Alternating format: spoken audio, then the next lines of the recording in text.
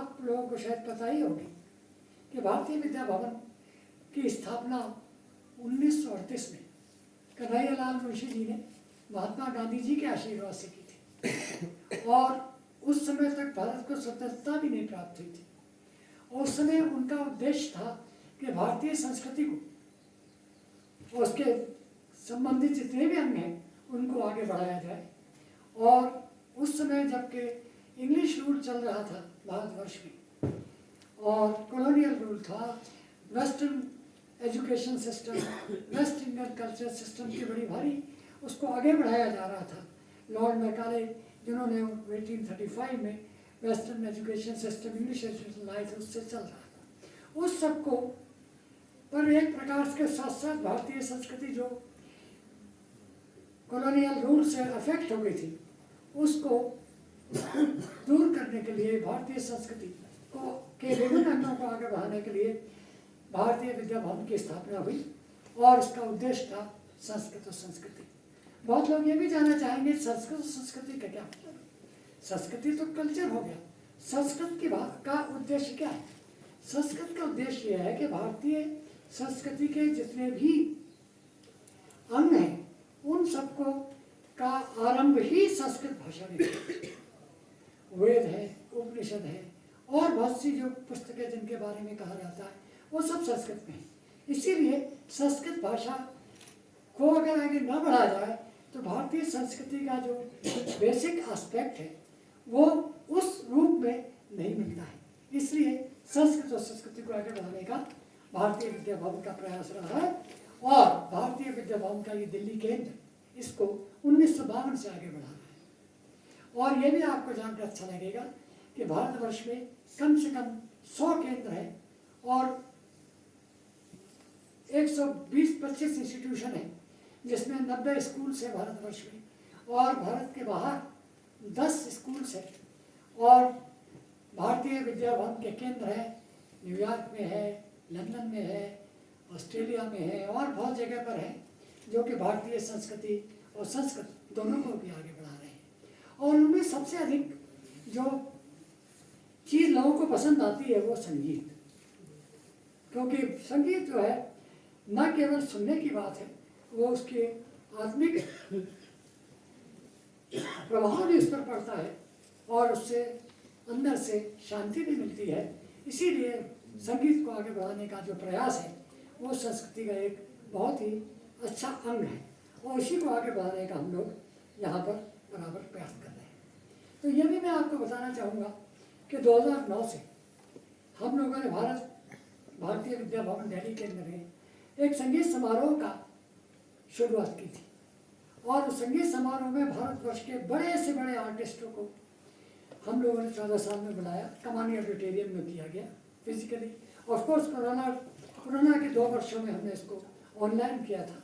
और बहुत बड़े बड़े जितने भी आर्टिस्ट थे उनको 1-1 लाख रुपए के भागवत की ओर से अवार्ड भी दिया गया, जिससे कि संगीत को आगे जो बढ़ाने वाले कलाकार हैं वो भी आगे बढ़े और भारतवर्ष में भारतीय संगीत आगे बढ़ता रहे। एक तो संगीत संबंधी जो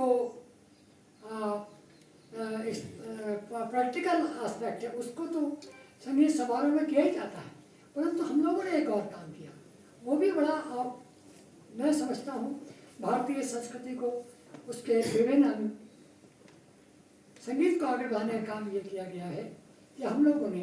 हर 14 बार भारतीय संगीत से संबंधित कुछ न कुछ पुस्तकें लाई। पहले तो हम स्वर भारती निकालते हैं, इस स्वर भारती को भी सबको पसंद ऐसे ही फ्री दिया जाता है। इसमें किन किन आर्टिस्ट ने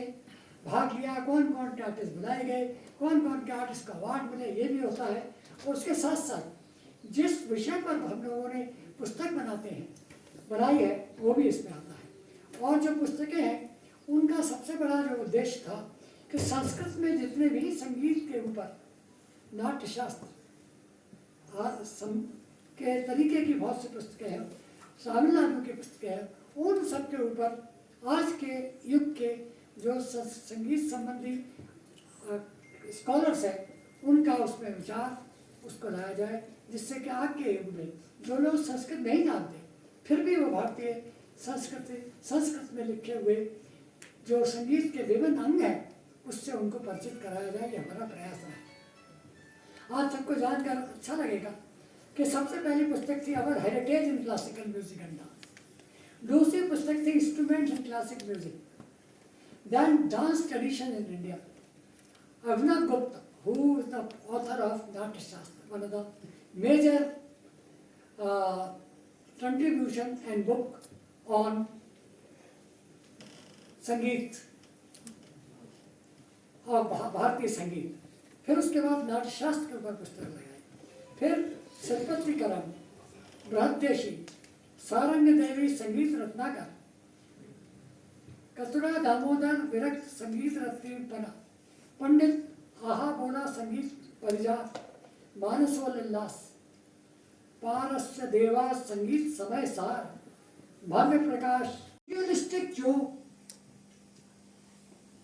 प्रशस्ति है, जो वैल्यूज हैं वेस्टर्न एजुकेशन सिस्टम में और वेस्टर्न सोसाइटी में, वही आगे बढ़ती जा रही है। जहाँ जॉइंट फैमिली होती थी जिसमें बच्चों को दादा दादी से सबसे भारतीय संस्कृति में पता लगता था, वो समाप्त हो जा रहा है, क्योंकि आज सिंगल यूनिट फैमिली बन गई है जिसमें पति पत्नी दोनों भी काम करते हैं, तो बच्चों को भारतीय संस्कृति से कोई संबंध ही नहीं होगा। तो ये सब इन चीज़ों को धीरे धीरे बढ़ाने के लिए जो है सबसे इम्पोर्टेंट चीज़ जो ये है कि भारतीय विद्या भवन ने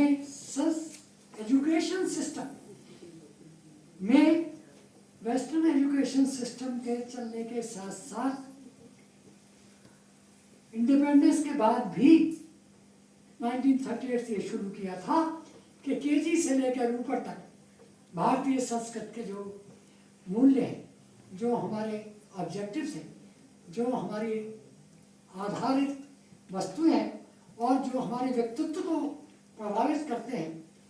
अच्छी ओर वसुधैव कुटुंबकम जैसे कहा जाता है, इस प्रकार की चीज़ों को आगे बढ़ाने के लिए भारतीय विद्या भवन 1938 से कोशिश कर रहा है। और आज भी कभी कभी स्कूलों में हमारे यहाँ एडमिशन होता है तो पेरेंट्स आते हैं, तो जो साहब एडमिशन क्यों करते हैं, सर हम हमारे बच्चों को हम चाहते हैं कि वो भारतीय संस्कृति, भारतीय सामाजिक जो हमारी वैल्यूज़ हैं उन सब से वो जुड़े रहें, इसीलिए भारतीय विद्या भवन इस प्रकार का काम 1938 से करता आ रहा है। और आज एक ऐसी संस्था है जो कि इस प्रकार की कोई भी संस्था नहीं। और आपको ये भी जानकर पता लगे अच्छा लगेगा कि भारतवर्ष ने जब